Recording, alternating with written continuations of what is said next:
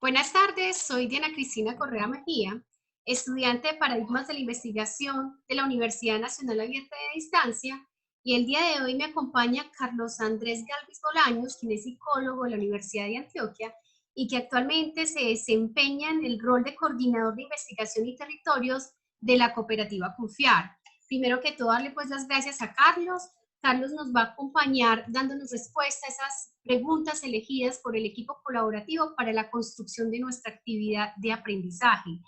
Carlos, primero que todo queríamos preguntarte qué aspectos de carácter psicosocial consideras que impactan a las comunidades rurales, teniendo como base el documento de psicología y ruralidad.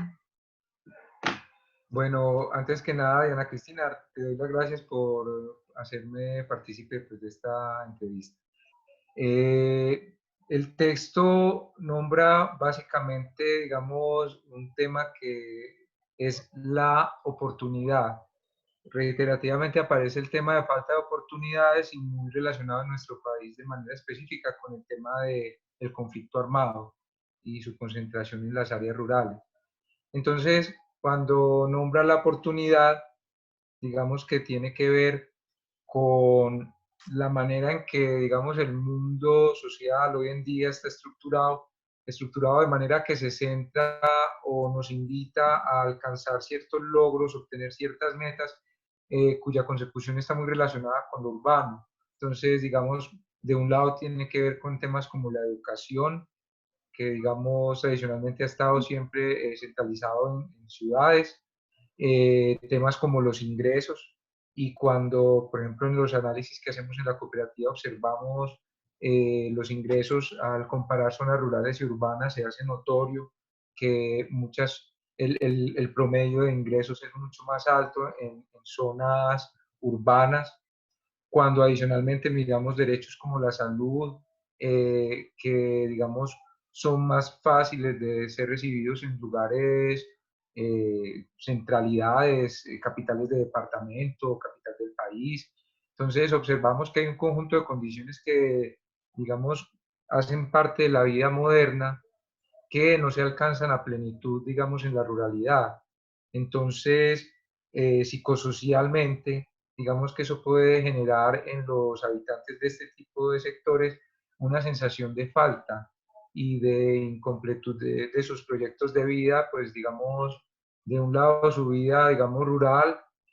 que tiene unas bondades en términos de una vida comunitaria tal vez más estrecha, en unos vínculos pueden ser comunitarios un poco más cercanos, y digamos como contraparte pues una vida urbana que si bien puede generar otro estilo de relacionamiento y puede generar otras dificultades, ofrece digamos condiciones económicas digamos más favorables y también acceso a salud y acceso también a educación. Muy bien, Carlos. ¿Y cómo consideras que puntualmente se ven muy impactados los niños y los jóvenes de las comunidades rurales? Bueno, en primer lugar, pues digamos que obviamente estos chicos están en una condición, digamos, de desventaja en comparación con chicos que están en sectores urbanos en la medida en que condiciones que para una persona que vive en la ciudad pueden ser habituales, normales o de un acceso relativamente fácil, para ellos no lo pueden ser, digamos, en igual medida. Sí. En segundo lugar, la pobreza como una condición que, digamos, genera condiciones de tipo nutricional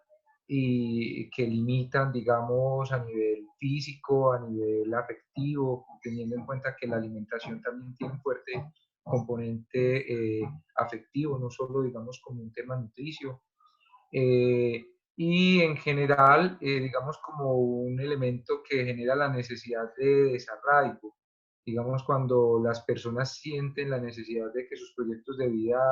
deben ir más allá, digamos que de alguna manera obliga una ruptura, que puede ser, digamos, en mayor o menor medida, pero genera una ruptura. Y ruptura que pues a veces las personas no pueden realizar porque no siempre tienen, digamos, un grupo familiar que esté ahí detrás, digamos, sosteniendo económicamente su traslado hacia una ciudad intermedia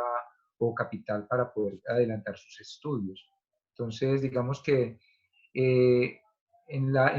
digamos, en la mentalidad rural siempre va a estar ahí presente esa tensión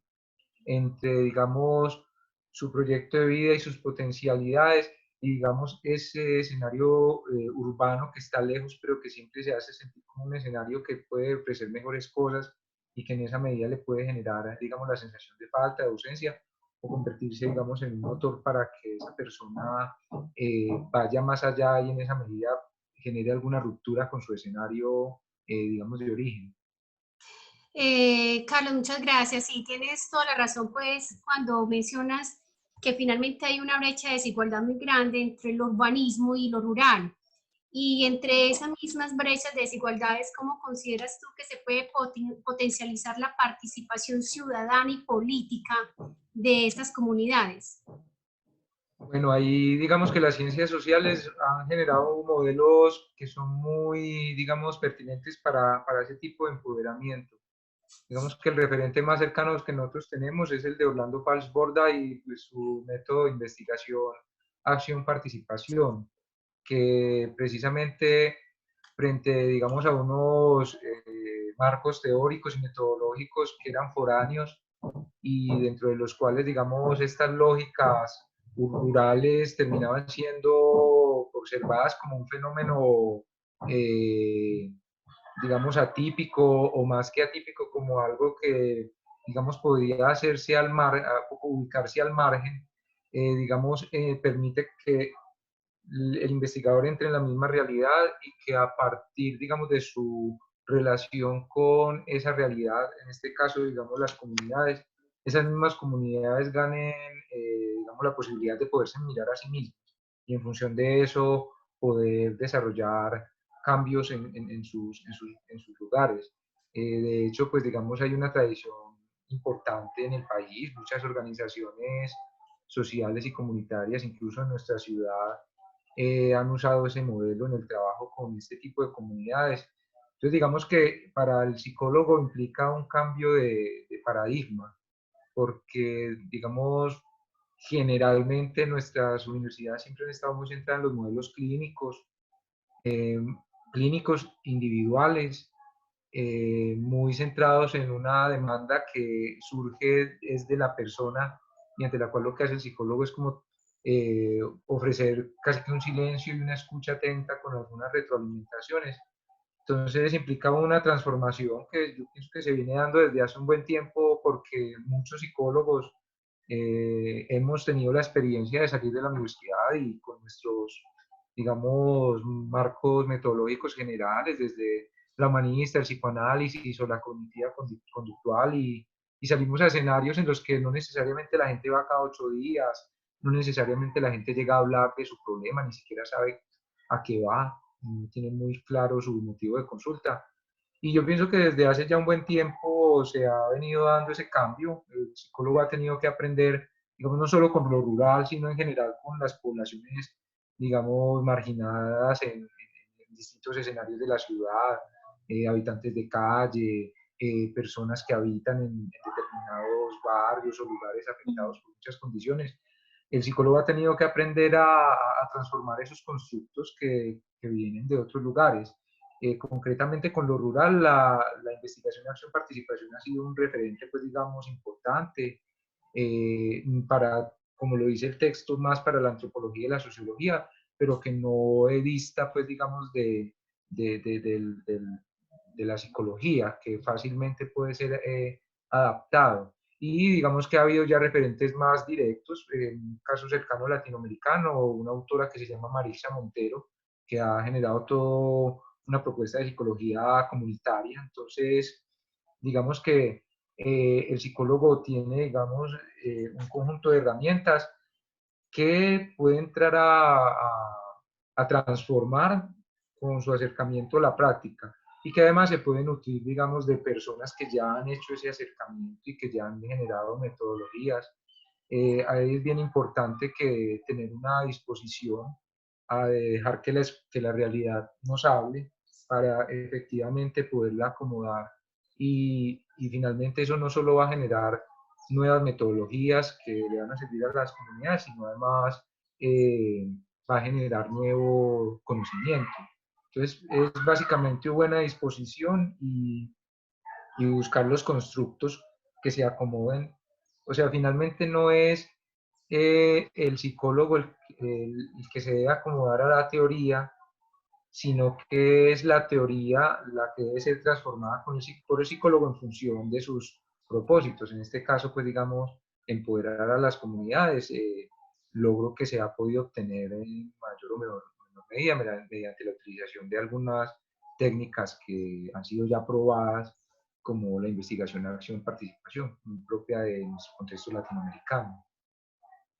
Gracias, Andrés. Pues dentro de esa pregunta que te había hablado de la participación ciudadana y política, integraste la última pregunta que te iba a hacer, era referente a cómo debía ser el rol del psicólogo, cómo su participación en la comunidad podía ayudar a, digamos, a superar o a mejorar estas condiciones de riesgo psicosocial. Bueno, Andrés, Claro, yo te agregaría ahí sí, algo, sí, que cuéntame. finalmente uno como profesional de la psicología o de cualquier ciencia social que está en un proceso comunitario, por ejemplo, con población campesina, uno termina siendo un mediador, porque finalmente los métodos que nosotros manejamos, digamos,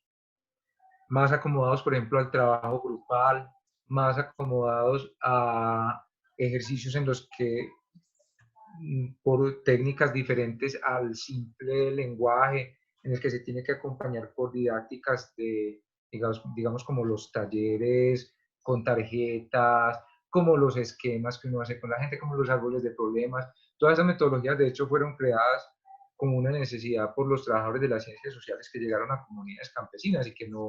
que iban a encontrar población que no iba a tener, digamos, la facilidad, digamos, de palabra y de abstracción que iba a tener un grupo de profesionales formados que estuvieran reunidos hablando de algo. Entonces, uno termina siendo un mediador que puede generar reflexiones en esa comunidad, acomodando y usando las técnicas para que les permitan hablar, para que les permitan darse cuenta, digamos, de su situación y, digamos, tomar decisiones. Y al mismo tiempo termina siendo un mediador porque, digamos, eso lo recoge y ayuda de alguna manera a esas comunidades a buscar, digamos, en los casos en los que es el Estado el interlocutor para eso, es el Estado, o en los casos en los que la autogestión es la medida más, digamos, sensata, es el que ayuda de alguna manera a organizar a esa comunidad alrededor de un propósito, ¿cierto? Entonces, es un papel de mediación porque ayuda a identificar necesidades y ayuda también a mirar cuál puede ser el escenario en el que se pueden resolver. No, Carlos, te damos las gracias. Muchísimas gracias por estar en este espacio, por esa transferencia de conocimientos desde la experiencia que has tenido, desde la parte de investigación que has hecho a través de Confiar Cooperativa Financiera y, digamos, desde tu mismo rol como psicólogo. Te agradecemos muchísimo que te hayas dispuesto hoy para entregarnos esta entrevista. Muchas gracias al equipo colaborativo y esperamos que estos elementos que nos entrega Carlos Galvis sean de gran utilidad para realizar nuestro trabajo y nuestro análisis. Feliz tarde.